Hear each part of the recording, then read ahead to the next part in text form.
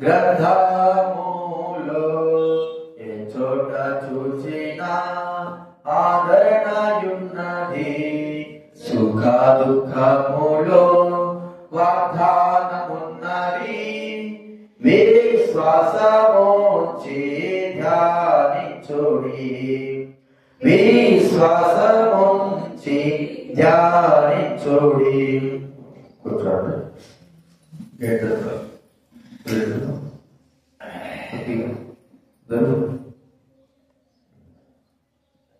ప్రార్థన చేసుకుందా.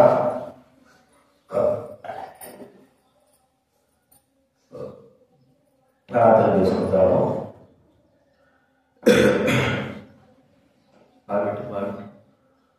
ప్రేమగల తండ్రి, పరిశుద్ధుడైన మా దేవ యేసు ప్రభువున మీకు వందనాలు చెల్లిస్తామన్నా.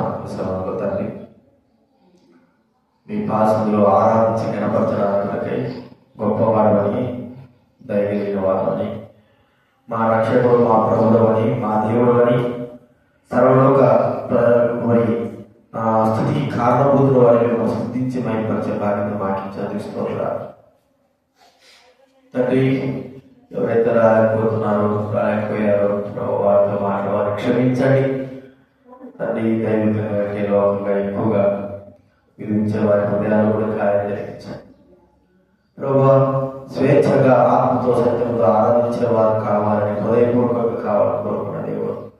కాబట్టి మీ పాసలు మేము చుట్టూగా ఒకవేళ ఇక్కడ రావాల్సి వారు తీసుకురాని వారి హృదయాలు కార్యం జరిగించండి. వినగల చెవి, గ్రహించగల మనసు మాకు దయచండి. నీకు కోరుకుంటూ గొప్పవాడై మిమ్మల్ని స్తుతిస్తూ ఆరాధించండి. ప్రతి భాగ్యం ఇచ్చినందుకు వందనాలు చేస్తూ యేసు క్రీస్తు ప్రభువు నామమున ప్రార్థించి వేడుచున్నాము తండ్రి. దేవుని వాక్యంలో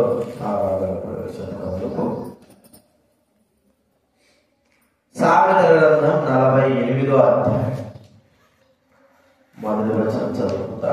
సామెతల గ్రంథం 48 మొదటి వచనం.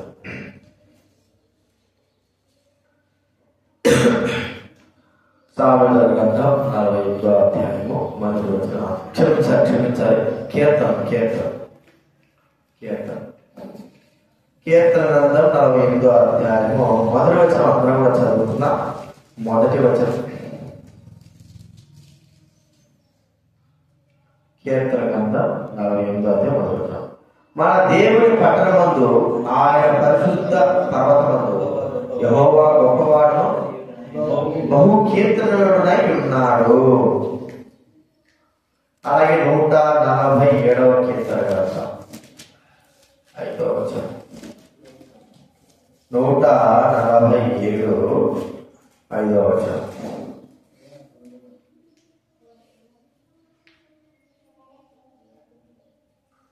నూట 47వ కీర్తన 5వ వచనం మనందరం కూడా కలిసి చదువుకున్నాం. మన ప్రభువు గొప్పవాడు, ఆయన అధిక శక్తి గలవాడు, ఆయన జ్ఞానమునకు మితి లేదు. రెండు విషయాలు కూడా దేవుడు గొప్పవాడని మనకు చెప్పబడతారు. ఎంత గొప్పవాడు, ఎంతో గొప్పవాడు. లోకంలో గొప్పవారు, పేరు గాంచిన వారు చాలా మంది ఉన్నారు. వారి పేర్లు మరి మార్చిపోకుండా ఉన్నాయి. వారు చేసిన కార్యాలు కావచ్చు, వారి యొక్క గొప్పతనం కావచ్చు, వారి రాజకీయ కృత్యం కావచ్చు, వారు సాధించిన విజయాలు కావచ్చు, ఇవన్నీ కూడా వారి గొప్పతనాన్ని చాటు చేస్తూ వచ్చాయి. అయితే వారందరికీ మించినటువంటి గొప్పవాడు మన ప్రభువైన దేవుడు. అందుకే ఆయన కీర్తనీయుడు. మనం కీర్తనీయుడు, కీర్తించి గణపరచడానికి అర్హత కలిగినటువంటి వ్యక్తి అని మనం చూస్తున్నాం. కీర్తనీయుడు కాబట్టి పుట్టిన వాళ్ళ బహు కీర్తనీయుడు, గొప్పవాడు, బహు కీర్తనీయుడు. అలాంటి గొప్పవాడిని మనము స్తుతించి ఆరాధించాలి. ఈ లోకంలో గొప్పవాడుగా పేరు పొందిన వారు ఉన్నారు. వారికంటే ఎంత గొప్పవాడు ప్రభువైన యేసుక్రీస్తు చాలా ఆయన ఎన్నో వాడిని చెప్తూ వచ్చాడు. నేను వారికంటే గొప్పవారిని చెప్తాను వచ్చాడు. కానీ ఆ గొప్పతనం ఏంటి, వారికంటే ఎంత గొప్పవాడు అనేది మనం గుర్తిస్తే కొన్ని విషయాలు మనం చూద్దాము. ఆయన ఎవరికంటే గొప్పవాడు, ఎంతకంటే గొప్పవాడు అని చూస్తే మత్తయి సువార్త 11వ అధ్యాయం 9వ వచనం. దయచేసి 11వ అధ్యాయము 7, 8, 9. 11వ అధ్యాయం 7, 8, 9 చదువుకున్నాం. మత్తయి సువార్త 11వ అధ్యాయం 7, 8, 9 మొదలు చదువుగా. వారు వెళ్ళిపోతుండగా యేసు యోహాను గూర్చి జన సమూహములకు ఇలాగ చెప్పసాగాను. మీరేమి చూచుటకు అరణ్యంలోకి వెళ్ళింది? గాలి కదులుచున్న రెల్లునా? మరి ఏమి చూడ వెళ్ళింది? సన్నపు బట్టలు ధరించుకున్న మనుషునా? ఇదిగో సన్నపు బట్టలు ధరించుకున్న వారు రాజగృహంలో నుందురు కదా. మరి ఏమి చూడ వెళ్ళింది? అవును గాని ప్రవక్త కంటే గొప్పవారిని మీతో చెప్పుచున్నాను. ఎవరండి? ప్రవక్త కంటే గొప్పవాడు. బ్రహ్మపల్లి దేవుడు ఏ ప్రవక్త అయినా మనం ఆలోచిస్తే యోహాను మరి ఏలియా ఆత్మ కలిగిన వాడుగా ఈ లోకంలోకి రావడం మనము చూస్తుంటున్నాం. దేవుని యొక్క ప్రవచనానుసారంగా, దైవ వాక్య ప్రవచనానుసారంగా ఏలియాను గురించి రాబడిన మాటలు నెరవేర్చబడుతూ ఉంటాయి. ప్రవక్త కంటే యోహాను, మరి ఏలియా ఆత్మ యోహాను మీదకి వచ్చింది. యోహాను జన్మించిన వాడుగా చూస్తుంటున్నా. ఆ దినాల్లో యోహాను గురించి గొప్ప గొప్ప మాటలు వస్తూ వచ్చాయి. గొప్ప ప్రవక్త ఈయనే, ఏలియా ఈయనే, పలు విధాలుగా మంచి ప్రవక్త ఈయనే అంటే వచ్చాయి. అసలు ఈ ప్రవక్త అయినటువంటి మరి యోహాను, బాప్టిస్ట్ యోహాను ఎంతటి వాడు? తనను గురించి తాను ఏమనుకుంటున్నాడు? మరి ప్రజలైన వారు తన గొప్పవాడని మరి గుర్తిస్తా ఉన్నారు, కానీ తనను గురించి తాను ఏమని జవాబు ఇస్తుంటున్నాడు ఈ యొక్క యోహాను? చూడండి, యోహాను సువార్త 1వ అధ్యాయం. యోహాను సువార్త 1వ అధ్యాయము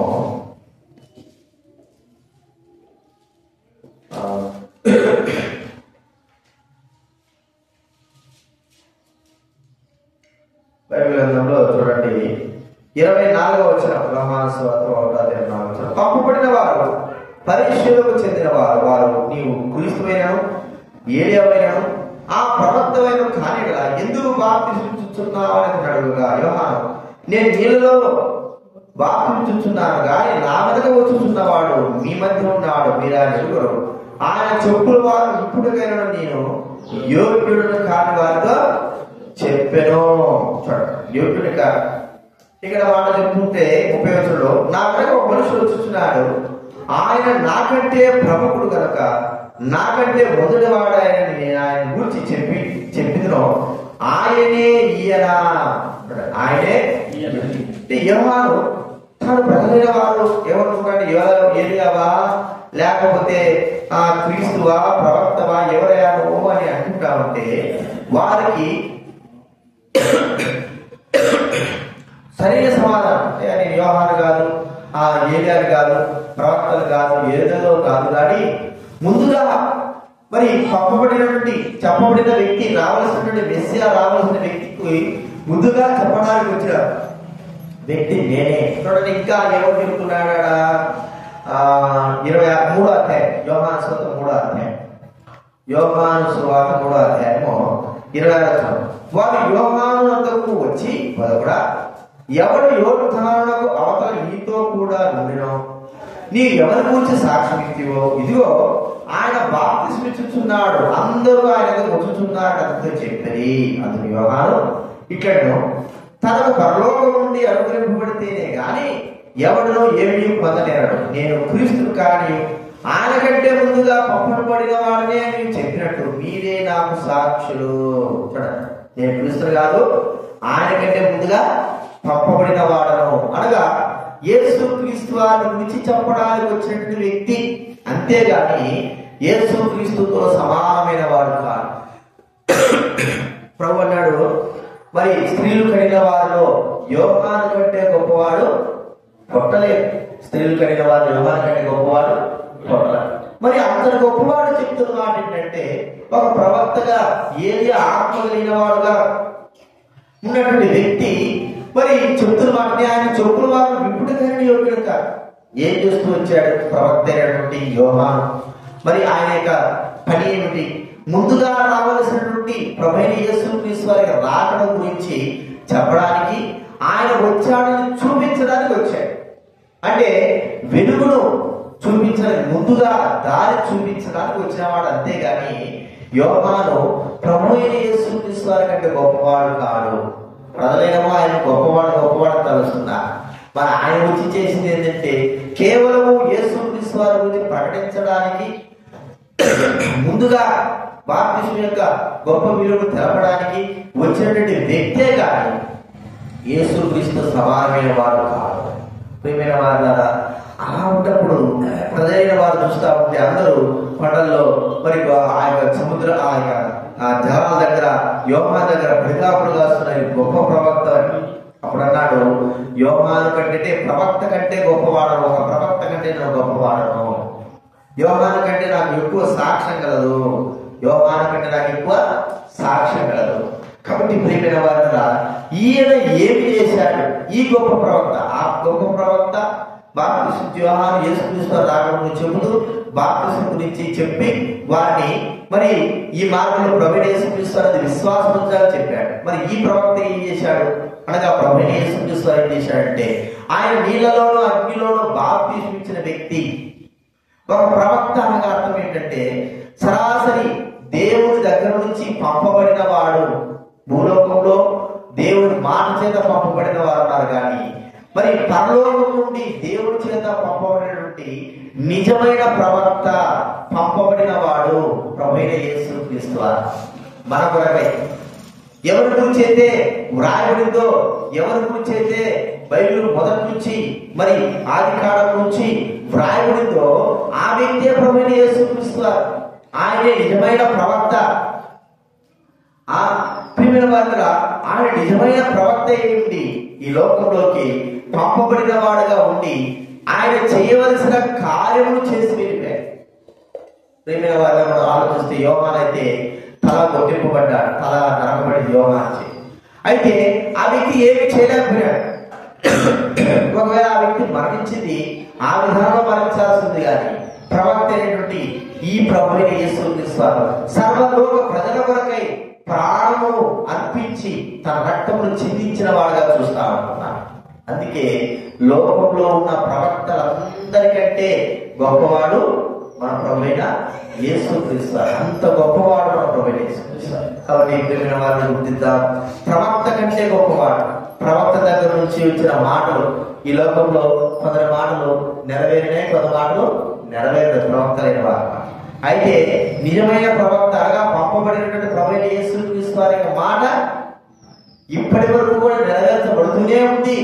అది ఎవరు కూడా దాన్ని మాటలు తీసివేయడానికి లేదు. కొంతమంది అబద్ధ ప్రవక్తలు ఏం చేస్తున్నారు వచ్చారంటే ఆ దినాలు ప్రవచిస్తూ వచ్చారు, వారి మాటలు ఏ మాట చల్లలేదు కాదు. అయితే ఈయన నిజమైన ప్రవక్తగా ప్రభువైన దేవుడి నుంచి పంపబడిన వాడుగా, ఆయన మాటను మన దగ్గరికి తీసుకువచ్చిన వాడుగా, ప్రవక్త దేవుని వాక్యమును దేవుని మాటను చెప్పాలి. ఆయన మాటను చెప్పడానికి వచ్చిన వాడు. ఈ లోకంలో దేవుని మాటను తీసుకొచ్చిన వాడు, దేవుని యొక్క మాటను ప్రజలకు వినిపించిన వాడు, అతి గొప్ప ప్రవక్త ఏమిటంటే ప్రభువైన యేసుక్రీస్తు వారు. ఆయన రాకపోతే మనం దేవుని మాటలు వినిపింపబడేవి కావు, దేవుని యొక్క స్వరం వినేవారం కావు, దేవుని యొక్క చిత్తమేమో తెలుసుకునేవారం కావు. ఆయన పంపబడి తన చిత్తాన్ని వాళ్ళందరూ కూడా బహు విశదంగా తెలిపిన వాడుగా మనం చూస్తాం.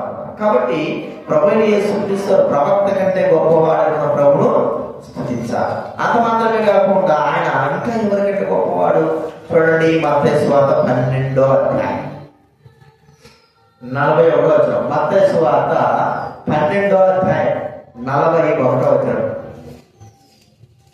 నినివే వారు యోనా ప్రకటన విని మారుమోసు పొందిరి గనుక విమర్శ సమయమున నినివే వారు ఈ తరం వారితో లోబడి వారి మీద నేరస్థాపన చేదురు. ఇదిగో యోనా కంటే గొప్పవాడు ఇక్కడ ఉన్నాడు. యోనా కంటే మరి యేసుక్రీస్తు వారు మరి పేతురు 2 సార్లు వాక్యం చెప్పాడు కదా.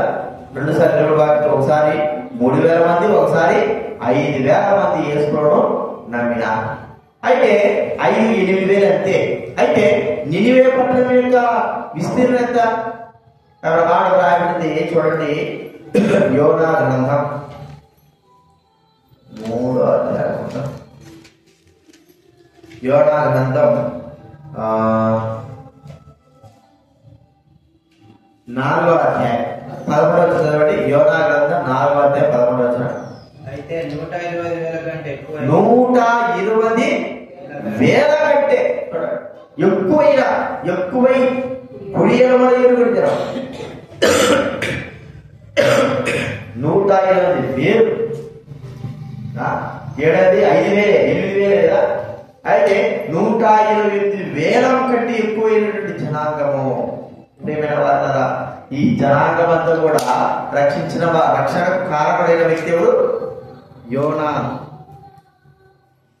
ఈ జనాంగం అంతా కూడా మరి తమ పాపను ఒప్పుకొని మరి ఒక్క సువార్తతో ఆ దేశం యోనా నినివే పట్టణము కూడా రక్షణలోకి నడిపింపబడడానికి గల కారణము యోనా అయినాడు. మరి అయితే ఈ యోనా కంటే గొప్పవాడు అంటున్నాడే అంటే యోనా కేవలం ఒక పట్టణానికే రక్షణ కలగజేయడానికి పంపబడిన వ్యక్తే. అయితే యేసుక్రీస్తు సర్వలోక రక్షణ కొరకై పంపబడినటువంటి వాడు. సర్వలోక రక్షణ. ఇక సర్వలోకంలో ఈ లోకమంతా ఉన్న ప్రజల జనాభా లెక్క సాధ్యపడుతుందా? సాధ్యపడదు. అసలు అసాధ్యం. కాబట్టి మరి ఆకాశ నక్షత్రాలను ఎంచడం అసాధ్యము, ఇసుకను ఎంచడం అసాధ్యము, మరి జనాభా ఎంచడం అసాధ్యం. ఈ జనాభా అంతటికీ రక్షణ ప్రభువైన యేసుక్రీస్తు వారు. చూడండి, అందరి కొరకై, సర్వలోక ప్రజలందరి కొరకై నశించిపోకుండా ప్రభువైన దేవుడు మరి తన మరణం పొందాడు. యోనాకి ప్రకటన చేశాడు. ఊరికే అయ్యో మీరు చనిపోతారు 40 దినాల్లో మరి దేవుడి పట్టణాన్ని నాశనం చేస్తాడంటే కేవలం 120,000 కంటే ఎక్కువైన జనాభా మరి తమ పాపములు ఒప్పుకున్నారు. ఒకవేళ వాళ్ళంటే నినివే పట్టణం. అయితే యేసుక్రీస్తు వారి యొక్క మరణము, యేసుక్రీస్తు వారి లోకంలో ఎంత గొప్పవాడు అంటే సర్వలోక ప్రజలకి తన ప్రాణాన్ని ధారపోసినాడు. చూడండి, యోహాను సువార్త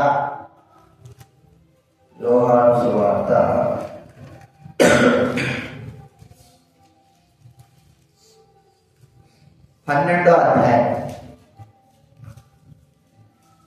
50-52 చదవండి. యోహాను సువార్త 12వ అధ్యాయం 50-52. మరియు ఆయన ఆజ్ఞ నిత్య జీవమని నేను ఎరుగుదును. క్షమించాలి, 11-50-52. మన జనమంతా నశించిపోకున్నట్లు ఒక మనుషుడు ప్రజల కొరకు చనిపోవుట మీకు ఉపయుక్తమని మీరు ఆలోచించుకొనని వారిని చెప్పెను. ఆ జనము కొరకును మాత్రమే కాక నా చావనై ఉన్నాడని ప్రవచించెను. యేసు జనము కొరకు మాత్రమే కాదు, చనిపోయిన వారు ప్రపంచంలో ఉన్నటువంటి ప్రజలందరూ నశించిపోకుండా ప్రియమైన వారు యోనా కంటే గొప్పవాడుగా ఈ లోకంలోకి వచ్చి ఆయన సర్వలోక ప్రజలైన వారు దేవుడు ఉగ్రతకు పాల్గొకుండా తన ప్రాణాన్ని అడ్డుగా పెట్టాడు. యోనా అయితే తన ప్రాణం అడ్డుగా పెట్టలేకపోయినాడు. కేవలం పోయి చెప్పడానికి ఆయన మరి నియమింపబడ్డాడు. పోయి చెప్పాడు. ఒకవేళ అడిగచ్చు, ఒక ఇలాగ అడిగితే ప్రభు వాళ్ళందరూ ఎందుకు నమ్ముతావు, నన్ను చంపేసి వారి రోజు నన్ను నమ్ము కదా. నా దావిద మహారాజు కదా, గొర్రెలాంటి వీరు ఏం చేస్తున్నారు, వీరి ఇంత సంపుతున్నావు, నన్ను నమ్ముతున్న వాళ్ళు నమ్ము అనుకోకుండా యోనా కేవలం ప్రకటన చేశాడు అంతే. కానీ ప్రియమైన వారు యేసుక్రీస్తు వారు మాత్రం మనందరి కొరకై, చెరిగిపోయినటువంటి లోకంలో అందరి కొరకై ప్రాణాన్ని అర్పించడానికి వచ్చినటువంటి మరి గొప్పవాడు. మాట చెప్పుకోవాలంటే దేవుడికి మనుషులకు మధ్య ప్రాణదానం చేయడానికి వచ్చినటువంటి వ్యక్తి రాయబారి. యోనా కూడా ఒక రాయబారే, ప్రభు పక్షాన రాయబారి. అయితే యేసుక్రీస్తు వారు యోనా కంటే గొప్పవాడై మరి యోనా కేవలం ఒక గ్రామంలో మాత్రమే ప్రకటన చేయగలుగుతూ వచ్చాడు. దాని ద్వారా కొంతమంది రక్షణ పొందుతూ వచ్చారు. కానీ యేసుక్రీస్తు వారు తన ప్రాణాన్ని అర్పించి సర్వలోక ప్రజలందరూ కూడా రక్షణలోకి తీసుకురావడానికి ఆయన మరి ఏర్పాటు చేయబడిన వాడు. కాబట్టి ప్రియమైన వారు గుర్తిస్తాం, యోనా కంటే గొప్పవాడు మన ప్రభువు అయిన దేవుడు. ఆయన మరి తన ప్రాణాన్ని అర్పించి ప్రపంచంలో మనల్ని కూడా రక్షించి తన బిడ్డలుగా చేర్చుకొని దేవుడు ఉగ్రతను మనల్ని విమోచించిన వ్యక్తిగా మనం చూస్తాం. ఇది రెండోది మనం చూసుకుంటున్నాం. మూడోది మనం చూస్తా ఉంటే చూడండి, అదే మత్తయి సువార్త 13వ అధ్యాయం. మత్తయి సువార్త 13వ అధ్యాయం 42వ వచనం చదవడం. మత్తయి సువార్త 11:42.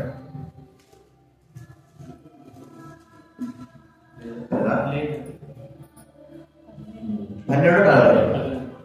అప్పుడప్పుడు 12:40. విమర్శ సమయంలో ఆ, దక్షిణ దేశపు రాజు ఆ, ధర్మ వారితో నిలబడి వారి మీద నేరస్థాపన చేయను. ఆ, సొలొమోను జ్ఞానం వీడు. ఆమె సొలొమోను జ్ఞానమునకు భూమి అంతా నుండి వచ్చారు. ఇదిగో సొలొమోను కన్నా గొప్పవాడు ఇక్కడ ఉన్నాడు. ఎవరంటే సొలొమోను కంటే గొప్పవాడు. సొలొమోను ఎంత గొప్పవాడండి? ప్రపంచంలో ఉన్నటువంటి జ్ఞానవంతులలో గొప్పవాడు, జ్ఞానం కలిగిన వాడు సొలొమోను. జ్ఞానం కలిగిన వాళ్ళందరిలో కూడా జ్ఞానం. దేవుడు ప్రత్యక్షమై తనకు జ్ఞానం అనుగ్రహించాడు. గొప్ప గొప్ప జ్ఞానులు, తూర్పు దేశం జ్ఞానులు, ఇంకా ఐగుప్తు జ్ఞానులు అందరూ కూడా సొలొమోను దగ్గరకు వచ్చి జ్ఞానవాక్యాలు విని నేర్చుకున్నవారు. దేశాల నుంచి మరి సొలొమోను చూడడానికి వచ్చారు. కేవలం సొలొమోను చూడడానికి వచ్చారు. ప్రేమిన వారు అంత జ్ఞానం లేనివాడు. ఆయన జ్ఞానం ఎంత గొప్పదంటే ఎన్నో చెట్ల గురించి కానీ మరి మొక్కల గురించి కానీ అన్నిటి గురించి రాసినవాడు. అంత గొప్ప జ్ఞానం. 5,000 సామెతలు, మరి ఎంతో గొప్ప మరి ఆ గొప్ప గొప్ప సామెతలు రాసినటువంటి వ్యక్తిగా మనం చూస్తా ఉంటున్నాం. ఇంత గొప్ప జ్ఞానం కలిగిన వాడిని భూమి అంతరం నుంచి ప్రజలైన వారు చూడడానికి వచ్చారు. అయితే మన గొప్ప దేవుడు ఎలాగండి? సొలొమోను కంటే గొప్పవాడు. చూడడానికి వచ్చారు అంతే. సొలొమోను చూడడానికి వచ్చారు. జ్ఞాని మరో జ్ఞానం అయినంత మాత్రం ఆ వ్యక్తికి నమస్కారం చేయడు. నేను కూడా జ్ఞాని కదా, నాకంటే కొంత గొప్పవాడు అంటారు అంతేగాని జ్ఞాని మరో జ్ఞానికి నమస్కారం చేయడు. అయితే మన ప్రభు ఎవరంటే ఎలాంటి వాడిని? సర్వలోక జ్ఞానం కలిగిన వాడు, బుద్ధి జ్ఞానంలో సర్వ సంపదలు నింపబడినటువంటి వ్యక్తి, జ్ఞాన బోధకుడు. ఆయన జన్మించినప్పుడు చూడండి, తూర్పు దేశం జ్ఞానం వచ్చారు. 2వ అధ్యాయం మత్తయి సువార్త 2వ అధ్యాయం 11వ చదవండి. 10-11. నక్షత్రం చూచి అత్యానంద భరితులై వచ్చి ఆ, తల్లి అయిన మరియన్న శిశువును చూచి సాగిలపడి సాగిలపడి పూజించారు. సొలొమోనుకు ఒకవేళ రాజు సైకిల్ పెడతారేమో కానీ సొలొమోనుకు పూజారుడు కాదు. ఎంత గొప్పవాడైనా సరే పూజగారుడు ఎవరంటే కేవలం ప్రభువైన దేవుడు మాత్రమే. ప్రియమైన వారు పౌలు సేవలు కావచ్చు, వారు ఒక దినాన గొప్ప కార్యం జరిగిస్తే మరి వారందరూ కూడా ఉన్న వారందరూ కూడా సాగిలు పడ్డారు, పూజించారు, దండ తీసుకొచ్చారు, బలులు అర్పించారు, చూశారు. అయితే వారు అంటారు, మేము పూజగర్భులో కాదండి, ఆ పరమదేవుడిని స్తుతించాలి. ప్రకటనలో చూస్తా అంటే దేవదూతలు మరి యోహాను దగ్గర ఉన్నప్పుడు యోహాను దేవదూతలకి నమస్కారం చేస్తే దేవదూతలు అంటారు, మేము నీలాంటి నరులమే, నీలాంటి వారమే, నువ్వు ఏదైనా పూజించాలనుకున్నా, గణపరచాలనుకున్నా, సాగిలపడాలనుకున్నా ఆ దేవుడికే నువ్వు సాగిలపడాలి. మరి ఒక జ్ఞాని మరో జ్ఞానికి మెచ్చుకోగలడేమో కానీ సాగిలపడి ఆరాధించలేడు. అయితే యేసుక్రీస్తు వారు బుద్ధి జ్ఞానంలో సర్వ సంపదలు కలిగిన వాడు, సర్వ జ్ఞానం కలిగిన వాడు. ఆయన ఏం చేశారు?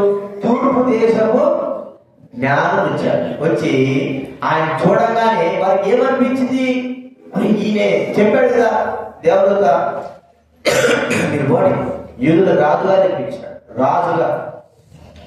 వారు రాజుగా జన్మించినారు అనుకున్నారే కానీ అంతకు మించి వారు హృదయం ఏముందంటే ఈయన దేవుడే, రాజు ఒక్కడే కాదు, ఈయన నిజముగా దేవుడే గుర్తించి స్థాయిలో పడ్డారు. చూడండి, సొలొమోనుకున్న ఘనత కంటే అత్యధికమైన ఘనత కలిగిన వాడు యేసుక్రీస్తు. సొలొమోనుకి కొంతవరకే చనిపోయినాడు, ఆ జ్ఞానం కలిగిన వాడు చనిపోయినాడు. ఏదో అప్పుడప్పుడు గుర్తు చేసుకుంటా ఆ జ్ఞానం కలిగిన వాడిని అయితే యేసుక్రీస్తు వారు జన్మించి ఇప్పటి వరకు కూడా చనిపోయి ఇప్పటి వరకు కూడా ఆ ప్రభువైన దేవుడు ఏం చేస్తున్నావు ఇప్పుడు జ్ఞాపకం చేసుకుంటూనే ఉన్నాం. ఆ గొప్ప ఘనత కలిగిన వాడిని, ఆ ప్రభు యేసుక్రీస్తు వారి జ్ఞానం కలిగిన ఆ ప్రభువును మనము స్తుతిస్తూనే ఘనపరుస్తూనే ఉంటున్నాం. చూడండి ఎంత గొప్పవారు, ఎంతగా దేవుడు మనల్ని ఎంత గొప్పగా మనల్ని దేవుడు చేసుకుంటున్నాడు. కాబట్టి ప్రియమైన వారు ఆ గొప్ప ఘనత ప్రభువైన యేసుక్రీస్తు వారికి. సొలొమోను కొన్ని రోజులు జ్ఞాపకం చేసుకోవచ్చు, మర్చిపోవచ్చు. ఇప్పుడు అయితే సర్వ సంపదలు కలిగిన జ్ఞానం కలిగినటువంటి వ్యక్తి ఎవరంటే ప్రభువైన యేసుక్రీస్తు వారు. అందుకే నేను సొలొమోను కంటే గొప్పవాడు. ఒకవేళ యేసుక్రీస్తు వారి కాలంలో సొలొమోను కానీ సొలొమోను కాలంలో యేసుక్రీస్తు వారు జన్మించుంటే సొలొమోనే వెళ్ళి యేసుక్రీస్తు వారికి సాగిలపడేవాడు, మొరికేవాడు, జ్ఞానం కలిగిన వాడు, తెలుసుకునేవాడు. ఈయన నిజంగా లోక రక్షకుడు నాయన, నేనే జ్ఞానం ఉండాలంటే ఈయన అసలుకే ప్రపంచానికే జ్ఞానం కలిగిన వాడు, ప్రపంచానికి జ్ఞానం అందించిన వాడని సొలొమోనే సాగిలపడేవాడేమో. కాబట్టి ప్రియమైన వారా, సొలొమోను కంటే గొప్పవాడని ప్రభువుని. అందుకే ప్రభువును మనం స్తుతించాలి. ప్రవక్త కంటే యోహాను ప్రవక్త మరి ఈ లోకానికి వచ్చాడు. బాప్తిస్మ యోహాను ఏదో యేసుక్రీస్తు చెప్పడానికి వచ్చాడు. కానీ ప్రభువైన దేవుడు, ప్రభువైన యేసుక్రీస్తు వారు ఒక ప్రవక్తగా పరలోకం యొక్క మాటలన్నీ కూడా మనం తీసుకొచ్చినటువంటి గొప్ప ప్రవక్త. యోహాను కంటే గొప్ప ప్రవక్త. యోహానే చెప్తున్నాడు నాకంటే గొప్పవాడు అంటున్నాడు. యోనా చూస్తే మనం యోనా ఒక మాట చేత కొన్ని వందల మంది 20,000 మంది కంటే ఎక్కువగానే మరి రక్షణలోకి నడిపించడానికి కారణమయ్యాడు. కానీ యేసుక్రీస్తు వారి మరణం ప్రపంచంలో ఉన్న వాళ్ళందరికీ రక్షణకు కారణమవుతూ వచ్చింది. అంటే యోనా కంటే గొప్పవాడు యేసుక్రీస్తు వారు. మరి సొలొమోను ఎంత గొప్పవాడంటే దేశాలలో పోయిన వారు ఆయన దగ్గరికి వచ్చారు. కానీ అంత వారికి జ్ఞానం ఇచ్చిన వాడే యేసుక్రీస్తు వారు. సొలొమోనుకు జ్ఞానం ఇచ్చిన వాడే యేసుక్రీస్తు వారు. సరే, జ్ఞానం కలిగిన అక్కడ తూర్పు దేశ జ్ఞానులు పుట్టినప్పుడే ఆయన ఆరాధించినారు. చూడండి, మరి ఆ యొక్క సొలొమోను గుర్తిస్తే ఒక 30 సంవత్సరాలు 35 సంవత్సరాలు 40 సంవత్సరాల లోపు జ్ఞానం అందింటారు సొలొమోనుకి. అంతేనండి, 30 సంవత్సరాలు 40 సంవత్సరాల తర్వాత. అంతకుముందంతా పుట్టినప్పుడే మరి తూర్పు దేశం జ్ఞానం వచ్చి సొలొమోనును ఏమైనా ఆరాధించినారా? లేదు. అతని జ్ఞానం అందింపబడిన తర్వాతనే తన గొప్పతనానికి కీర్తి చేశారు. అయితే యేసుక్రీస్తు వారు పుట్టినప్పటి నుంచి ఆయన జ్ఞానులే వచ్చేసారు. ఈయన సర్వలోక జ్ఞానం కలిగిన వాడు, ఈయన యూదులకు రాదు, ఈయన గొప్పవాడని మరి వారి దృష్టిలో కేవలము ఆయన రాజుగానే కాదు కానీ దేవుడుగా వారు భావించి దేవుడే అని వారు ప్రభువును స్తుతిస్తూ వచ్చారు. ఇది మనం గుర్తించుకోవాలి. కాబట్టి యోనా సొలొమోను కంటే గొప్పవాడు. అంటే అంత మాత్రం కాదు. చూడండి, మత్తయి సువార్త 12వ అధ్యాయం 6వ వచనం చదవగలరా? మత్తయి సువార్త 12వ అధ్యాయం 6వ వచనం. దేవాలయం కంటే గొప్పవాడు ఇక్కడ ఉన్నాడని మీతో చెప్పుచున్నాను. దేవాలయము కంటే గొప్పవాడు ఎవరండి? మన ప్రభువైన యేసుక్రీస్తు. దేవాలయం ఎంత గొప్పది! ఆ దినాల్లో సొలొమోను కట్టిన దేవాలయము స్వర్ణ దేవాలయము. ఏ దేవాలయం అది? ఇప్పుడు మన భారతదేశంలో ఎక్కడుంది దేవాలయం? చెప్పండి. అమృత్సర్ లో ఉంది కదా, అంత గోల్డెన్ టెంపుల్. తిరుపతిలో కూడా మరి ఆ ద్వారబంధాలకి కొత్త గోడలకి ఆ యొక్క బంగారు వేసి పెట్టుకున్నారు ఉన్నాయి. ద్వారబంధాలకు బంగారు ద్వారబంధాలు ఉన్నాయి. కానీ ఇది ఇప్పుడు వచ్చినాయి. కొన్ని వందల సంవత్సరాలు కొన్ని సంవత్సరాల కిందట సొలొమోను కాలంలోనే ఆ దేవాలయం ఎంత పెద్దదంటే చెప్పలేనంత పెద్దది. గొప్ప దానికి అంతటి కూడా ఎలాగా ఉందంత కూడా ఏం చేశాడగా బంగారం పొదిగించేసాడు. అంత గొప్పగా ఆ బంగారం ఎట్టు వచ్చింది? అది పొదిగించడమే కాకుండా ఇంకా మిగిలిపోయిందట బంగారం. ఆ దేవాలయాన్ని చూడడానికి, ఆ యొక్క దేవాలయం చూడడానికి సర్వ లోకంలో ఉన్న వారందరూ కూడా వచ్చేవారు. స్వర్ణ దేవాలయం, బంగారు దేవాలయం ఎన్ని వేల కోట్ల మరి ఆ దేవాలయానికి ఖర్చు అయ్యిందని అంత గొప్పగా కట్టాడు. అంత గొప్ప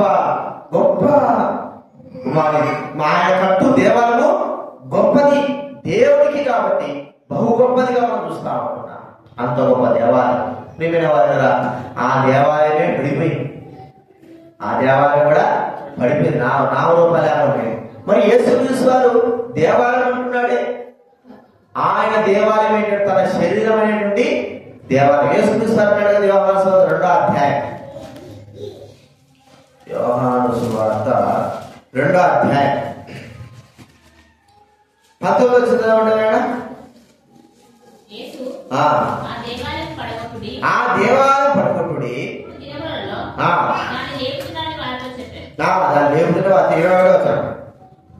అయితే ఆయన తన శరీరముల దేవాలయం గురించి ఈ మాట చెప్పాను అంటే వీళ్ళేమనుకుంటున్నారు? 7వ వచనం, ఈ దేవాలయం 46 సంవత్సరాలు కట్టారే. ఎన్ని సంవత్సరాలు కట్టారండి? 46 సంవత్సరాలు. కదండి. మనకు మెదక్ చర్చి ఉంది కదా, మెదక్ చర్చి ఎన్ని సంవత్సరాలు కట్టారు చెప్పండి? 7 దాన్ని కట్టడానికి 7 సంవత్సరాలు పట్టింది.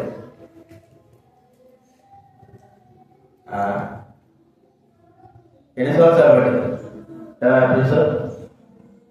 ఎన్ని సంవత్సరాలు పట్టింది మెదక్ చర్చి కట్టడానికి? పదా ఇప్పుడు 10 సంవత్సరాలు పట్టింది. ఎన్ని సంవత్సరాలు? 10 సంవత్సరాలు పట్టింది. కేవలం ఆ మెదక్ చర్చి కట్టడం 10 సంవత్సరాలు. ఇప్పుడు 10 సంవత్సరాలు అయిపోయిందిలే.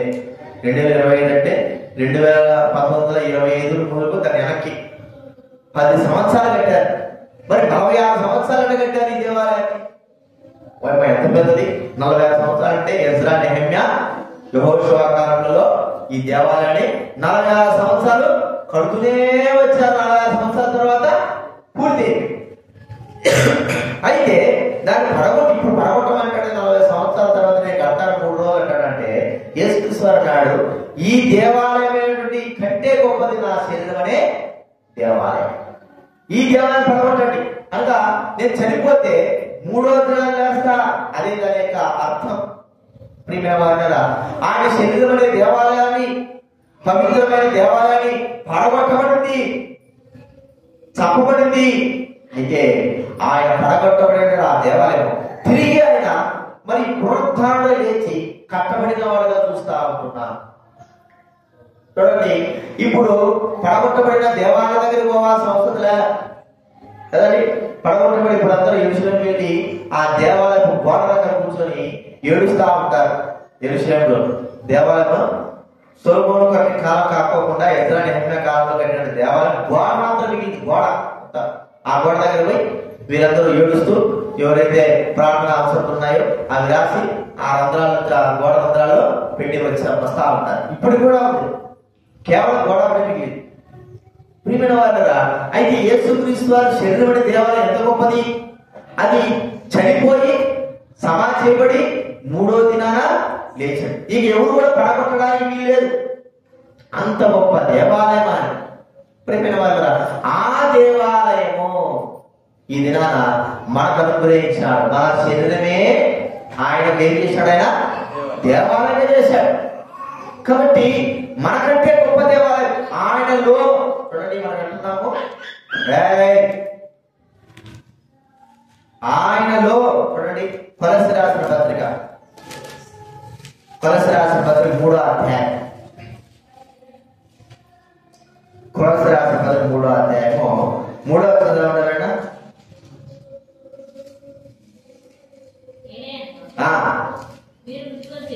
మీరు బుద్ధి పొందితిరి, మీ జీవము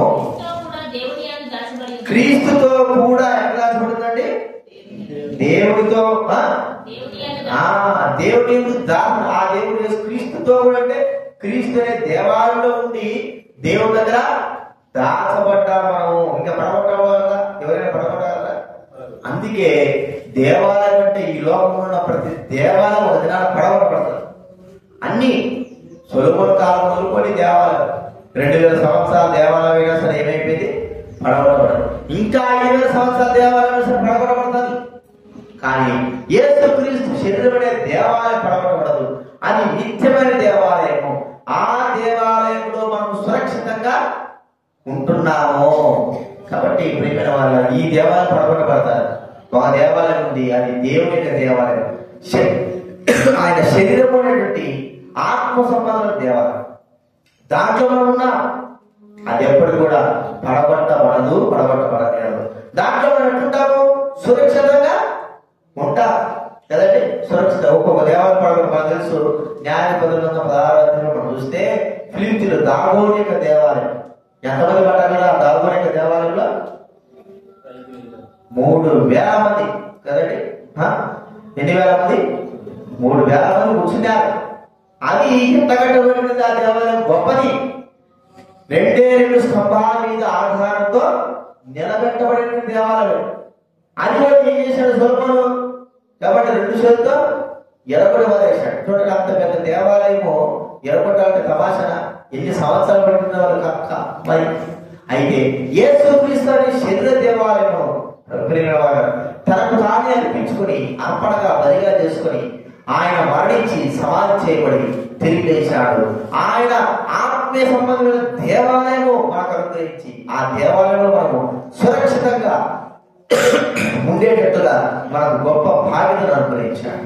కాబట్టి దేవాలయం కంటే గొప్పవాడు. అన్ని దేవాలయం పడిపోతాయి కానీ యేసుక్రీస్తు అనే దేవాలయము పడిపోదు. ఇప్పటి కాదు ఈ ప్రపంచం నశించిపోతుంది.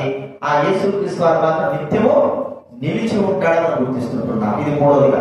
4వ చూస్తా ఉంటే యోహాను సువార్త 8వ అధ్యాయం 53వ వచనం 8:53 చూడండి. యోహాను సువార్త 8:53. మన తండ్రి అయిన అబ్రహాము చనిపోయాడు కదా, చనిపోయాడు కదా, అతనికంటే గొప్పవాడు. నీవు అతనికంటే గొప్పవాడవా? నీవు అతనికంటే గొప్పవాడవా? అబ్రహాం కంటే గొప్పవాడవా? అబ్రహాము దేంట్లో గొప్పవాడు? విశ్వాసంలో గొప్పవాడు. విశ్వాసం అందరికంటే గొప్పవాడుగా పిలవబడిన విశ్వాసులు తండ్రిగా పిలవబడినవాడు. కాబట్టి అబ్రహామును వారు గొప్ప విశ్వాసానికి ఒక గొప్ప వ్యక్తిగా అబ్రహాం తర్వాత మోషే ఒక గొప్ప వ్యక్తులుగా ఇశ్రాయేలు భావిస్తారు. ఎందుకంటే అబ్రహామే మూలం వారి జాతికి, వారి అంతటి కూడా ఇశ్రాయేలు జాతికి ఎవరు మూలం? అబ్రహాం మూలం. కాబట్టి గొప్పవాడుగా చేస్తారు, పెంచుతారు.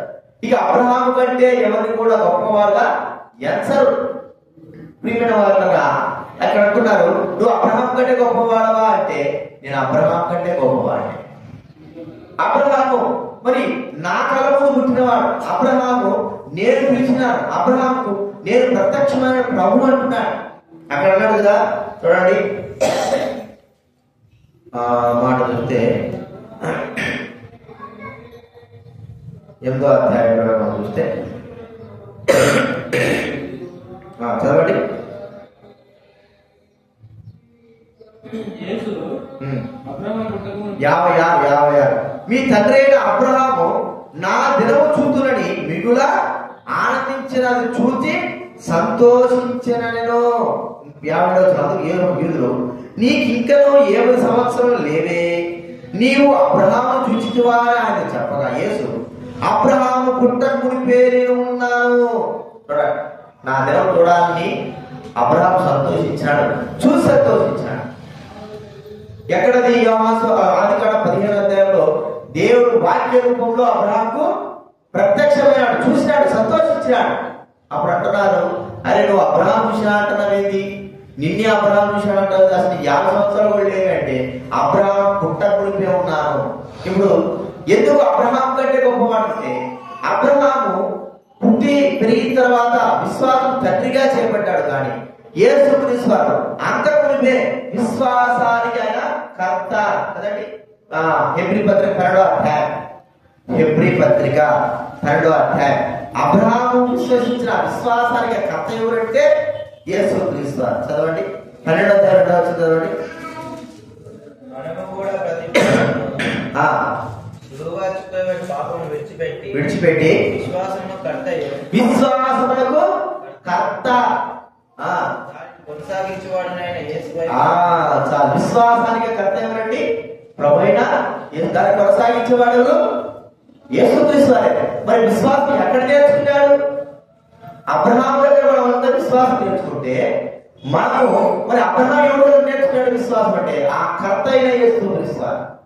మరి వాక్యమైన దేవుని దగ్గర ఆయన విశ్వాసం, దేవుని మానవ ద్వారా అంటే విశ్వాసానికి కర్త ఎవరంటే ప్రభువైన యేసుక్రీస్తు. అందుకే అన్నాడు, నేను అబ్రహాము కంటే గొప్పవాడను. విశ్వాసము కర్త. ప్రభు అయిన దేవుడు. అందుకే ప్రభుని ఆరాధించాలి. ఇది మనము ప్రభుని విశ్వాసం ఇచ్చినామంటే ఆ విశ్వాసానికి కర్తే. అబ్రహాము విశ్వాసం ఇచ్చినాడని కాదు, విశ్వాసానికి కర్త అయిన దేవుడేందు మనం నమ్మి విశ్వాసం ఇచ్చినాం. అబ్రహాం విశ్వాసం ఇచ్చింది మరో విధానంలో, మరో కోణంలో, మరో విషయంలో. అయితే మన విశ్వాసం ఇచ్చింది అంటే ఈ విశ్వాసానికి, నమ్మకానికి, నిజముగా ఉన్నాడు అనడానికి రుజువైన వ్యక్తి ఎవరంటే యేసుక్రీస్తు వారిని. ఆయన చూచి మనం నమ్మినాం కాబట్టి ఆ విశ్వాసం కర్త ప్రభువైన యేసుక్రీస్తు వారు. కాబట్టి మనము అబ్రహాం కంటే యేసుక్రీస్తు వారు గొప్పవాడు. ఆయనది విశ్వాసం ఉంచిన అబ్రహాము చూసి మనము ప్రభువుని విశ్వాసం ఉంచలేదు, యేసు క్రీస్తునందు విశ్వాసం ఉంచిన ఆ కర్త అయిన దేవుడు. కాబట్టి ఎవరైతే నా నామమున తప్ప ఎవరు కూడా రక్షణ కలుగదని ప్రభు చెప్పినట్లుగా ఆయన ద్వారానే, అబ్రహాము ద్వారా రక్షణ కాదు, అబ్రహాము ద్వారా విశ్వాసం కాదు, యేసు క్రీస్తు ద్వారానే రక్షణ విశ్వాసం మనకు కలుగుతుంది. కాబట్టి అది ఆయన అన్నాడు, అబ్రహాం కంటే నేను గొప్పవాడను. చివరిగా ఒక మాట తీసుకుందాం. యోహాను సువార్త 4:12. యోహాను సువార్త 4:12.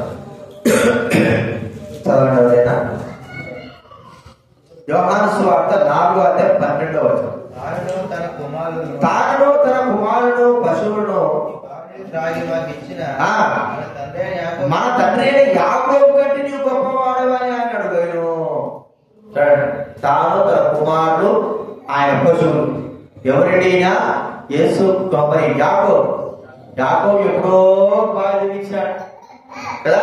యేసుక్రీస్తు వారి కాలంలో యాకోబు ఎప్పుడో ఒక బావి తొలిచి పెట్టాడు. అంటే అప్పుడెప్పుడో తొలిచింది. ఆ బావిలే తరతరాలు వేడి వారు చేరుకుంటా ఉన్నారు. చూడండి, 100 సంవత్సరాల బావి కూడా ఉంటారు కదా, 100 సంవత్సరాల బావి కూడా ఉంటారు. ఎట్లుంటా నీళ్లు చాలా శ్రేష్టమైన 100 సంవత్సరాల బావి నీళ్లు చాలా చాలా శ్రేష్టమైన. మరి యాకోబు ఎప్పుడు తొలగించినాడు? యోహాను 4:4 సమర స్త్రీ ఎప్పుడు చెప్తా ఉంది? ఆ భార్య ఎన్ని సంవత్సరాలు, ఎన్ని వేల సంవత్సరాలు చెప్పండి. యాకోబు ఎప్పుడు తొలగించాడు? ఆ బావి ఎన్ని వేల సంవత్సరాలు, ఎప్పుడు? ఎన్నో సంవత్సరాలు. అయితే అప్పుడు కూడా తాగుతా ఉన్నారు. కానీ వారు ఎన్ని వందల సంవత్సరాలు తాగుతున్నప్పటికీ ఆ నీళ్ళ యొక్క బదులు చూస్తున్నారు, ప్రజలు గతించిపోతున్నారు. కానీ అవి జీవజలముగా వారు గుర్తించలేకపోయినా, జీవజలముగా వాళ్ళు అర్థం, జీవజలం కాదు.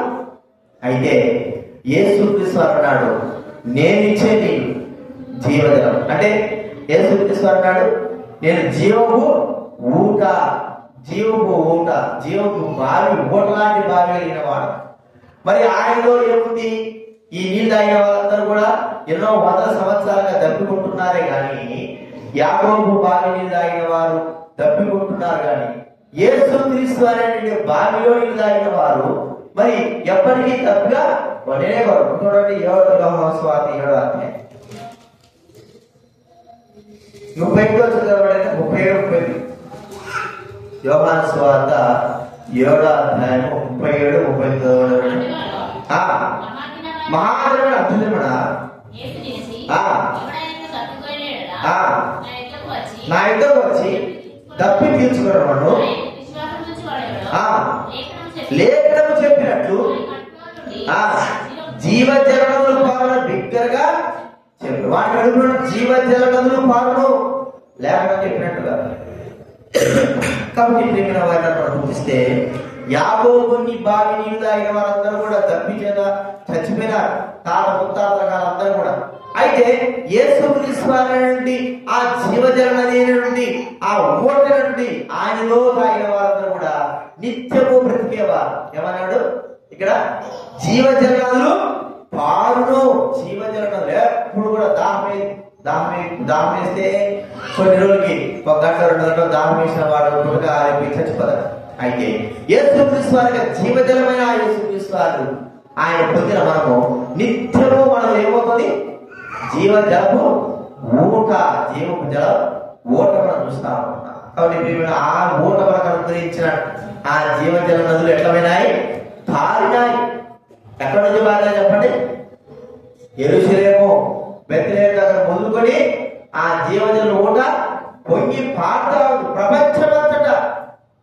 ఒక నది పారిందనుకోండి, కొంత దూరం వరకే పారుతారు, కొంత దూరం 10 కిలోమీటర్లు, 50 కిలోమీటర్లు, 30 కిలోమీటర్లు, 100 కిలోమీటర్లు పారుతారు. తర్వాత పారలేదు. తర్వాత ఎక్కడ చేరినా కూడా ఎక్కడ వస్తాయి? సముద్రంలో కలుస్తాయి. అయితే యేసుక్రీస్తు అనే జీవజల ఊట ఎక్కడ మొదలైంది? యెరూషలేములో మొదలైంది. ప్రపంచంలో నలుమూలల ఎక్కడికంటే అక్కడికి భారీ మన హృదయంలో, మన శరీరంలో గుండె అనుకోండి, గుండెకు రక్తం వస్తా ఉంటుంది. ఈ రక్తం ఒకసారి పంపింగ్ అయినప్పుడు రక్తం ఒక్కసారిగా నరాల్లోకి వెళ్ళిపోతుంది. తెలుసు కదా, నరాల్లోకి. ఎక్కడైతే రక్త ప్రసరణ లేదో అక్కడ ఏమే పేరు ఎండిపోతుంది. రక్త ప్రసరణ లేకపోతే చిన్నదిగా ఒక 7 రక్త ప్రసరణ మాకు తెలిసిన విషయాల సేవ ఉన్నాడు. ఆ వ్యక్తికి కాలు కింద వేల వరకు, మెడ వరకు కూడా రక్త ప్రసరణ కావాలి. చూడడిగా బాగా ఉంది. చివరికి బాగా విపరీతం నొప్పి వచ్చి ఆ కాలు తీసేశారు. ఒక వేలులో కూడా రక్త ప్రసరణ లేకపోతే చిన్న నరాలు ఉంటాయి. ఆ రక్త ప్రసరణ లేకపోతే ఆ వేలు ఏం చేయాలా? గట్టిగా గుండెలో నుంచి రక్తం ఒక్కసారి ఊపితే రక్తం శరీరం అంతా కూడా ఒక్కసారి మారి వస్తా ఉంటారు రక్తం. మరి యేసుక్రీస్తు వారి జీవజలము యెరూషలేములో మొదలైంది. ఆ జీవజలము ప్రపంచంలో ఉన్న ప్రతి ఒక్కరికి మూల వెళ్ళి అందరి కూడా దాహమును తీర్చి వారు బ్రతికింపబడేవారుగా చూసిన దాహము, అత్యధికమైన దాహమైన వారు ఏమవుతారు? ప్రాణం తెప్పలేదు దగ్గర. అంటే ఆ దాహముడు ఎదురు చూస్తాడు. సంవత్సరం మనకు తెలుసు, 1000 మంది చంపేసిన తర్వాత ఏమైనాడు? దాహంతో ఉన్నాడు, చచ్చిపోతాడు. ఇక ప్రభావం నీళ్ళకపోతే కనీసం ఒక కుక్కడికి నీళ్ళు పోయినా కూడా చచ్చిపోయే స్థితిలో ఉన్నాడు. వెంటనే అక్కడ ఒక నోటను తీసుకొచ్చాడు. ఆ నీళ్లు దాగి బతికాడు. హాగరు ఇష్మాయిల్ గుర్తిస్తే ఎడారిలో తీసుకువెళ్ళి నీళ్ళంటే అయిపోయాయి. ఆ పొదల పడేసింది పిల్లవాడిని. నీళ్ళు ఏం లేవు, ఇక చచ్చిపోతారు. ఎడారంటే చచ్చిపోవడమే కానీ అక్కడ దేవుడు కూడా ఆ ఓటులో లేవు, నీళ్ళు తాగి బ్రతికింపబడ్డారు. కాబట్టి మనం చూస్తా ఉన్నాం, దాహం అన్న వారికి నీళ్లు అది ఏం చేస్తుంటే మనిషిని బ్రతికిస్తుంది. ఆ జీవజలమే మనకు ప్రభువైన యేసుక్రీస్తు ఆయన. కాబట్టి అందుకే అన్నాడు, యాకోబు కంటే గొప్పవాడు, అబ్రహాం విశ్వాసము తండ్రి నుండి అబ్రహాం కంటే గొప్పవాడు, దేవాలయం కంటే గొప్పవాడు, సొలొమోను కంటే గొప్పవాడు, ఇంకా మనం చూస్తే యోనా కంటే గొప్పవాడు, ప్రవక్తల కంటే గొప్పవాడు మనం చూస్తున్నాం. ఈ గొప్ప దేవుని మనం ప్రభువును స్తుతించి ఆరాధించి గణపతి విషయాలు జ్ఞాపకం పెట్టుకుందాం. ఆరాధనలో ప్రవేశిద్దాం.